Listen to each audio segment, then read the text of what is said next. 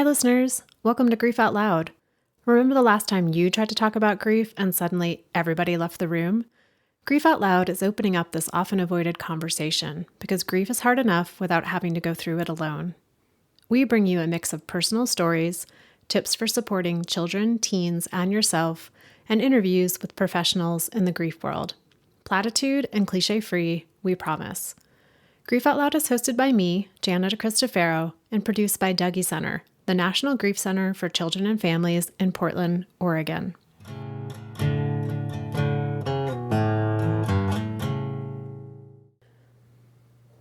One of the things I love most about IKEA, which for those of you not familiar with IKEA, is a wonderland of Nordic-inspired furniture, decor items, and most importantly, storage solutions. But what I love about IKEA is that when I walk into that place, I feel like it's actually possible to organize my life. That if I just buy the right combination of shelving units and baskets and small cute things meant to hold smaller and even cuter things, everything in my life will somehow feel easier to manage and also a lot cuter. I think IKEA and all the other household decor companies clogging our social media feeds are onto something. They're onto a pervasive, near-universal desire we have to compartmentalize, to box up messy thoughts and emotions in the hopes of being able to just get on with it already. We like things to be neat and tidy. We like to clear out any obstacles to our productivity. For Marisa Renee Lee, this was basically the approach she took to navigating grief. Grief that began when she was a teenager and her mother Lisa was diagnosed with MS. Grief that continued as she became a caregiver for her mom. Grief that grew bigger when her mother was diagnosed with cancer. And grief that became enormous when her mother died of that cancer in 2008, when Marisa was in her mid-20s. Marisa's approach to grief was to just keep going, and going she went. She's been working as a writer, an entrepreneur, the founder of a nonprofit, and even as a member of President Obama's administration. Most recently, Marisa's grief expanded to include infertility, a pregnancy loss, and the death of a cousin from COVID-19. It was these last 3 losses that shook things up and led Marisa to realize that she didn't have to box up her grief and shove it to the back of a closet. That for her, grief was the same as love, and that to grieve was to be able to continue to love. That loss didn't have to end her relationships with the people who had died. She discovered a way to open up those boxes, to sit with the reality of what was lost, to honor what was. And in that process, she also found a way to make room for both joy and beauty. Marisa wrote about these discoveries in her new book, Grief is Love, Living with Loss, that was published just last month. In our conversation, we talk about how she got to the point of writing this book, what she's learned about grief, what it's been like to grieve in this world as a Black woman, and all the ways that she stays connected to the memory of her mom, Lisa. One note, listeners, there was something weird happening with Marisa's headphones during our recording, so you might hear some static that I wasn't able to edit out. Maybe like me, you can just imagine that there were these cute little animals gathered around making skittery sounds. Okay, here's our conversation. Marisa, thank you so much for making time on this Friday afternoon to be part of Grief Out Loud. Absolutely. Thank you for having me. I really appreciate the invitation. And I know we're going to talk a lot about your upcoming book, Grief is Love, which comes out, listeners, on Tuesday, April 12th, which it might be after April 12th by the time you're listening to this. So if it is, make sure you go check out the book. I'll link to it in all of the show note areas. And, we'll talk a lot about the book and kind of your experiences, but I always like to just start with the story that brings people to writing or singing about grief. And on your website, there's a line that says something of like, to know Marisa is to know her mother, Lisa. And I was just curious about that. Like, what do people learn about your mom by knowing you?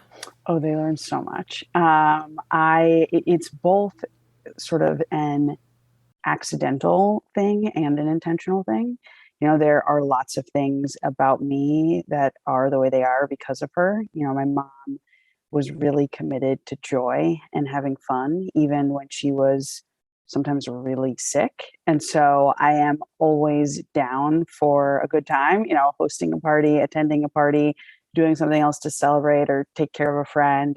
My mom was also an excellent cook, and I have thankfully inherited that skill. And it's something that I truly enjoy doing. So, folks know if they're coming over here, they're going to get a good meal, a nice stiff drink, and just have a relaxing good time and be cared for, because that was sort of the environment that I was raised in. Our house was the house where all the kids hung out after school, the house that had the prom party and the Halloween get together and all of those things. So yeah, I would say it's mostly in all of the ways that I choose to be intentional about joy and taking care of other people. Like, that is very much my mom. And I share about her all the time. She was my mom. She was a huge part of my life and continues to be. And I don't want the fact that she is dead and has been for over 14 years to keep people from feeling connected to her. Mm. So what you're saying is you're both like committed introverts Yes. Yes. and the absolute opposite of that. It's interesting you mentioned that, that your mom liked to take care of people and that you have inherited and carry on that legacy of caring for others. And caregiving was such a big part of your adolescence. Your mom was diagnosed with MS when you were 12, and you started taking care of her then, and then through her cancer diagnosis up until her death. And I just wonder, what, in writing the book and being an adult, like, what do you understand about caregiving as an adolescent that you didn't understand while you were experiencing it, but can understand now from a place of reflection? Yeah, I think the biggest thing is, at the time, I thought I was basically an adult. When my mom first got sick, I was 13, and I was finishing up middle school, getting ready for high school, and I just felt like, okay, this is what has happened. And so I have these different responsibilities now. Whether it was taking her grocery shopping so she could get, food for the family for the week, or helping with meal planning, or doing laundry, or, doing something additional for my father or my sister because my mom would normally be the one to do it and couldn't. And I knew that it wasn't normal, obviously, because I had other friends with healthy parents and such, but I don't think I realized how abnormal it was as a young teen to have all of those, adult responsibilities, plus just the weight and the fear and the uncertainty and insecurity that comes when your family life changes seemingly overnight. I don't wish that I didn't do it. Like, I know that even knowing all I know now, I would still encourage the, 12, 13, however old kid to pitch in and, do what you can to step up and support your family. But I wish that I knew that I also needed to do things to support myself.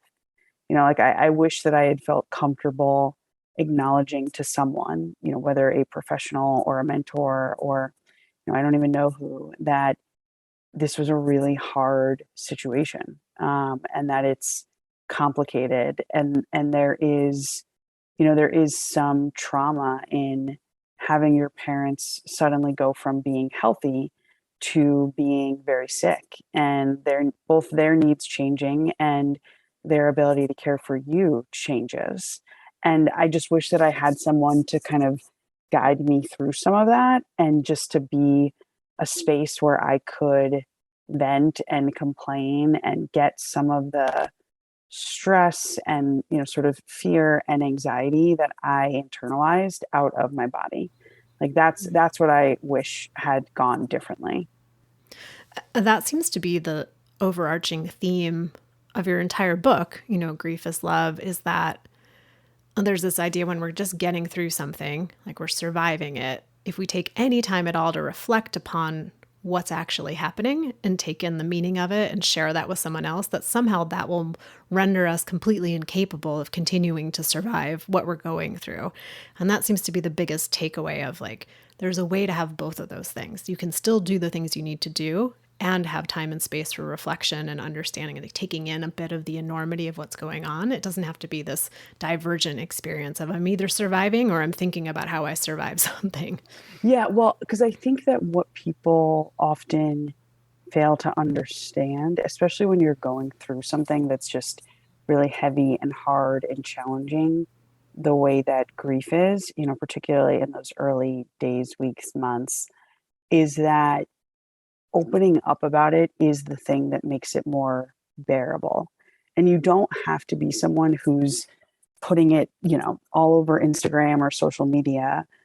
You finding a trusted someone, whether it's a professional therapist, counselor, etc., or even just a spouse or a friend or some other family member, where you can say, like, this is what I'm experiencing, like, that is honestly the only thing that is going to make it easier to live with. Denying and trying to act as though you're fine when you're not leads to a laundry list of other issues and problems, like both psychological challenges, and it can lead to physical health problems. We have this idea that if we don't speak about the things that are hard or bad or painful, that they'll just disappear, like that they'll go away. That suppression will lead to what we ultimately want, which is to not feel this pain. But instead, we actually make ourselves worse, because the amount of energy that it takes to suppress something that is like yearning to be expressed causes more pain. People just understanding that the only thing that makes feelings less powerful is naming them is really important. I think it's easy to sit back and say, well, that's kind of the general, where we live in the US Yeah. or Western society, or people throw around a lot of terms of like, we're sort of imbued with this idea of like, if I just shove it aside or don't talk about it, then it won't I'll be affect okay. me. Yeah. Yeah. And I also think that there's a lot that message gets translated in different ways and in different intensities depending on our unique identity constellations, like our race and our gender identity. And I just wonder if like you write quite a bit about this, but the idea of like your own unique identity constellation of who you are in the world, like how did that play a role in the messaging you received of I just have to keep going? Yeah. I felt like it was my job to suck it up and keep moving forward. I mean, I would even say to myself, your mom died, but everyone's mom dies at some point, like essentially, like, what's the big deal? So I was literally gaslighting my own grief, because I believed, as a Black woman, you are you are raised to prioritize caring for others above caring for yourself. And I don't want to speak for all Black women everywhere, but when we look at the history of Black women in this country, we're the only beings who have been used for both forced labor and reproduction. And the fact that, the children that we had during slavery didn't even belong to us.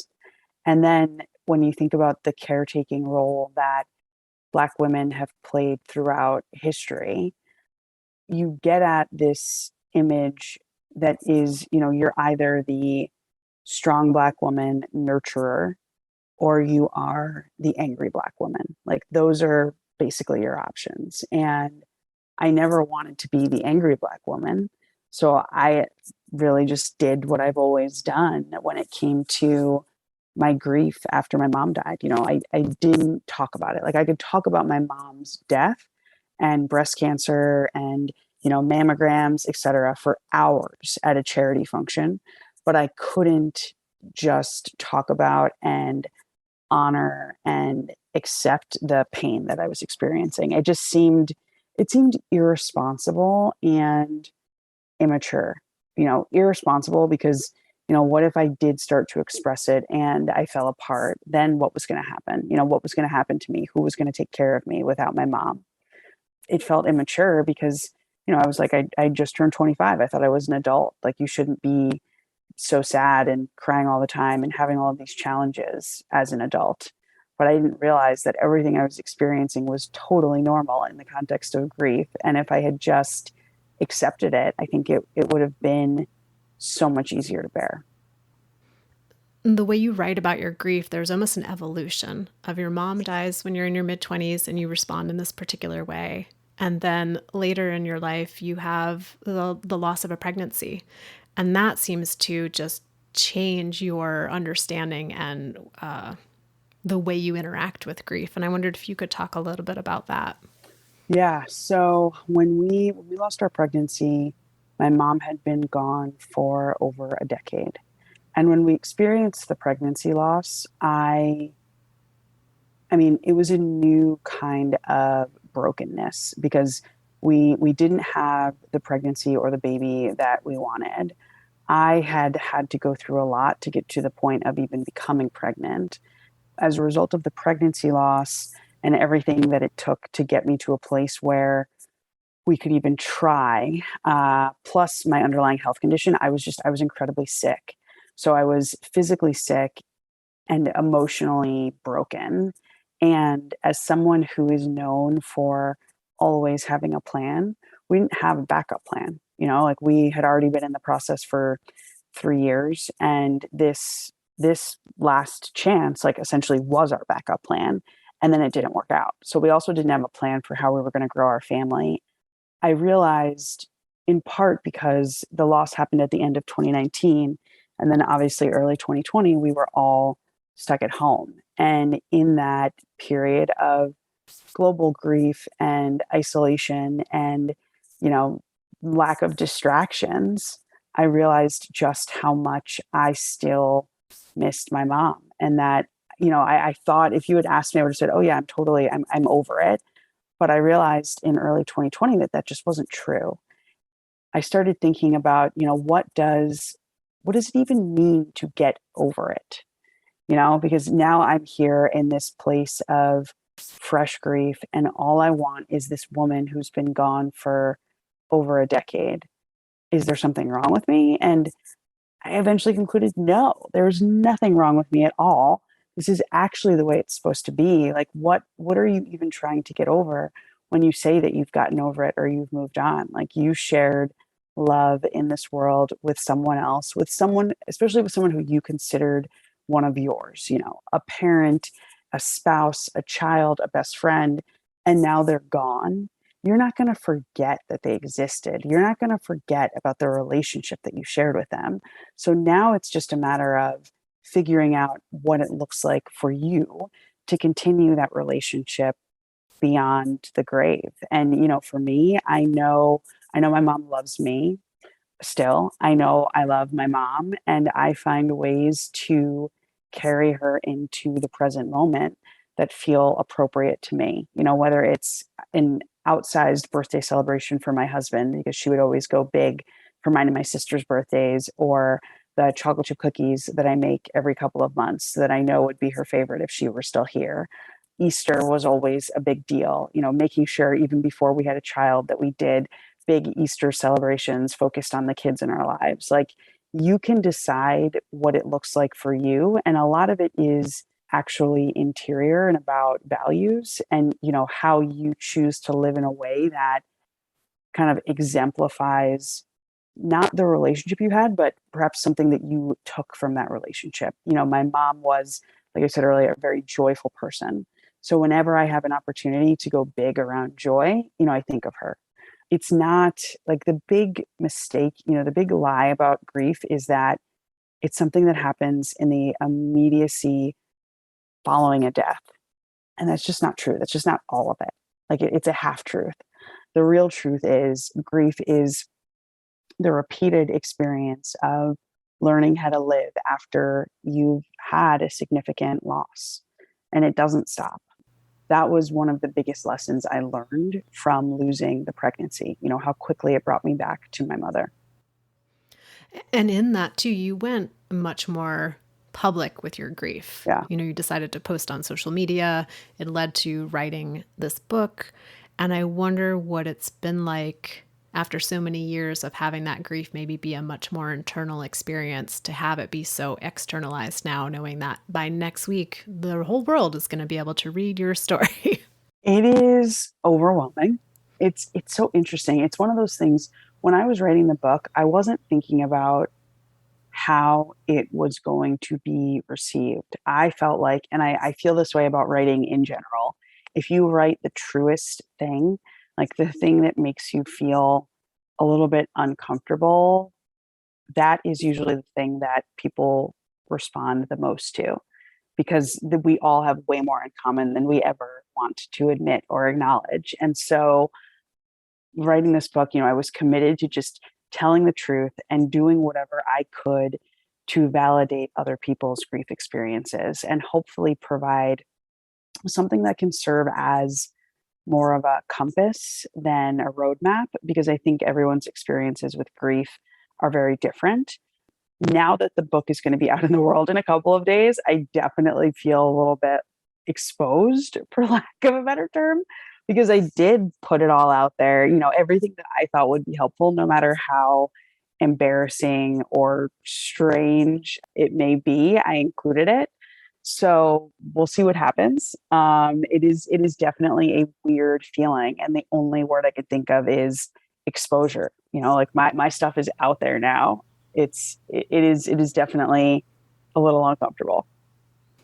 It sounds like we need a follow up question interview in the next 2 months to see how does it feel once it's out there. Seriously. I wanted to ask you a little bit just about the title. So when I first saw it, I was like, grief is love. Why do I like, ooh, it made me do a little like, oh, and I think it's because there's a term out there, or a phrase out there, people say that grief is the price we pay for love, I think. And I've always disliked that Yeah, one same. because, we can have a relationship with someone that is not loving and we can still experience grief. And that's super confusing for people. So when I was reading your book, I was like, okay, I'm going to give this title a chance. And then I read more about it and I was like, oh, that makes so much sense to me. We would rarely say to someone, how come you're not over loving your parent yet? How come you're not over loving your child yet? And yet we say, why are you not over grieving these people? Yeah. So yeah, tell me more about like the title, how you came to that concept. So I had the opportunity to do an interview with Trayvon Martin's mother, Sabrina Fulton, in the summer of 2020, a couple weeks after George Floyd's murder.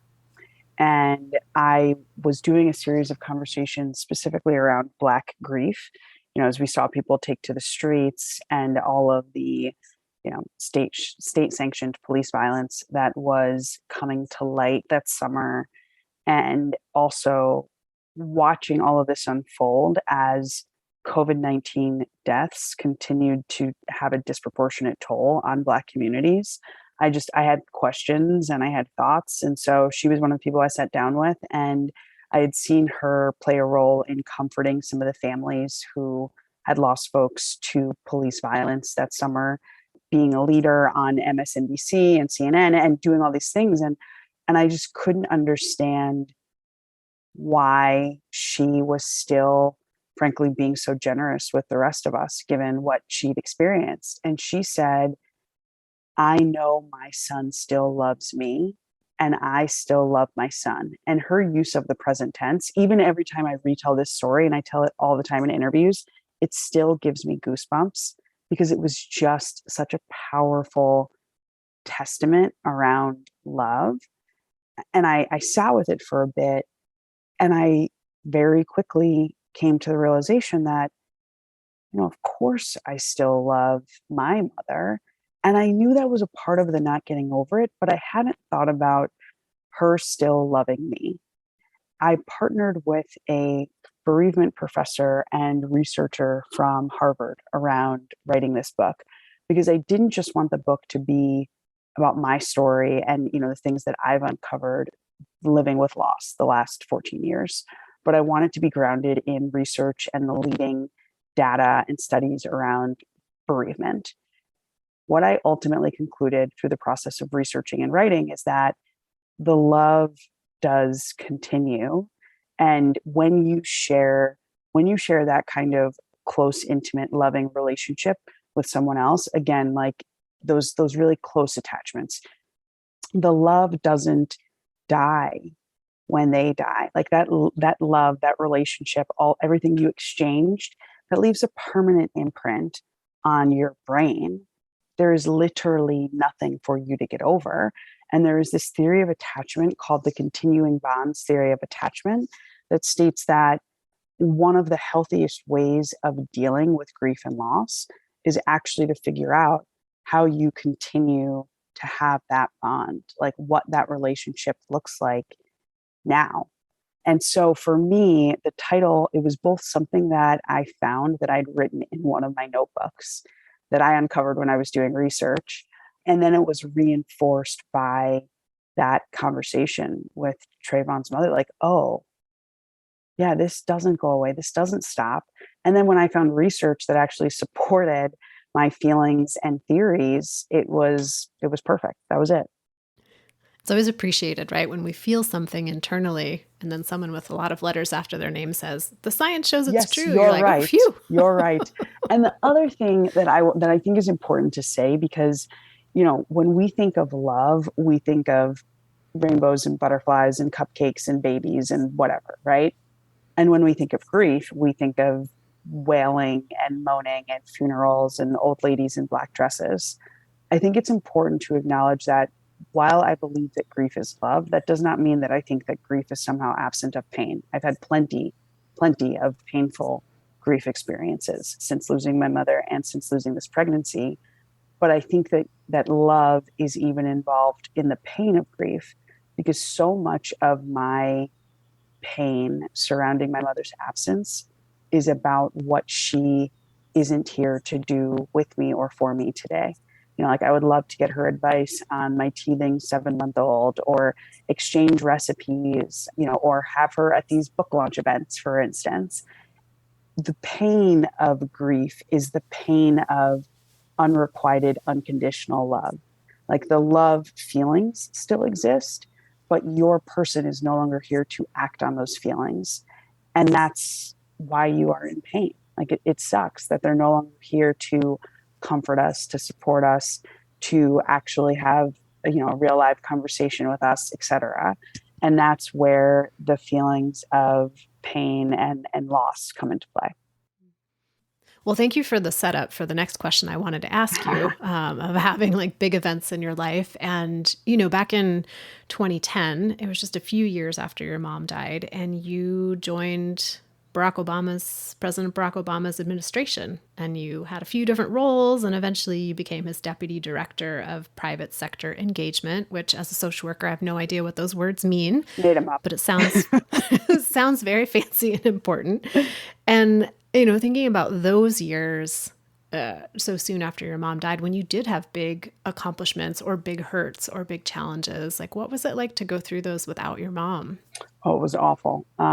One challenge that didn't make it into the book, or at least not in great detail, is I learned maybe just about a year into my tenure in the Obama administration, that I have an underlying health condition that leads to infertility.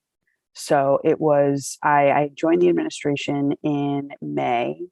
And a few months in, I realized I was having some minor health issues, like the headaches, not sleeping good. I was also feeling really emotional from time to time, and it didn't feel like grief. And I was very confused by it.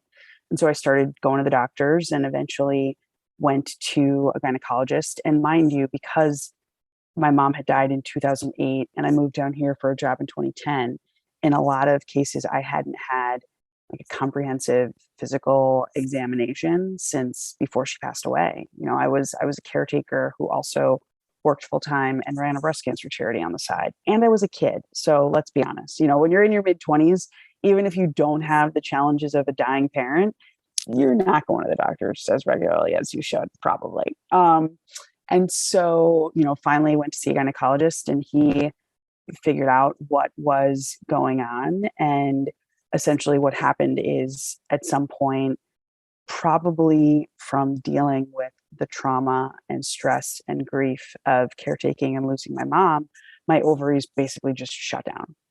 And so I found out right in between my mother's birthday and the anniversary of her death that I was no longer in a position to naturally become a mother myself. I was single, and it was devastating. I had wanted kids and had plans to become a mother since I was a child. There I was at 28, learning that my plans were not going to work out the way that I thought they were. That was devastating, and then to learn years later from other doctors that my inability to reproduce is directly connected to the trauma and stress I experienced around my mother's death. It's a really hard thing to accept. I have accepted it, but it's still something where the being the kind of person that I am, I can't help but look back and think, what if I had done this or that differently? And I know that it wasn't possible at the time. I was over capacity between work and taking care of my mom alongside my dad.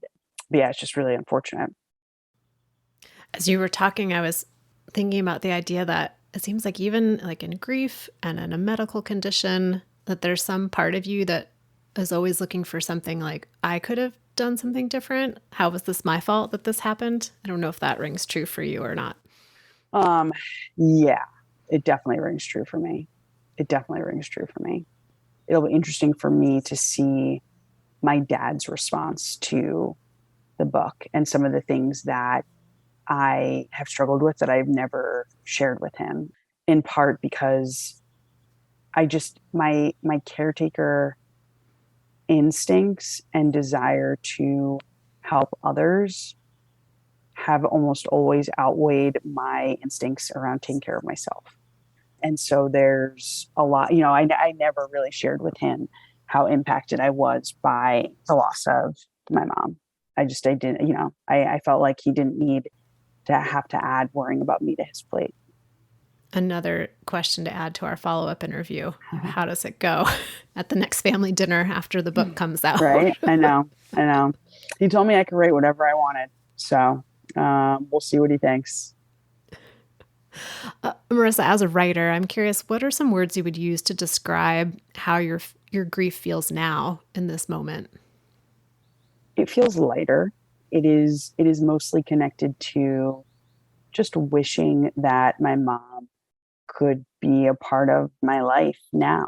It's in some ways totally possible to imagine it, and in other ways totally impossible because so many things have happened since I lost her 14 years ago. But it's seeing my son do something and realizing it reminds me of my mom, or getting to take him to swim lessons and remembering getting to do the same thing with her when I was a little kid.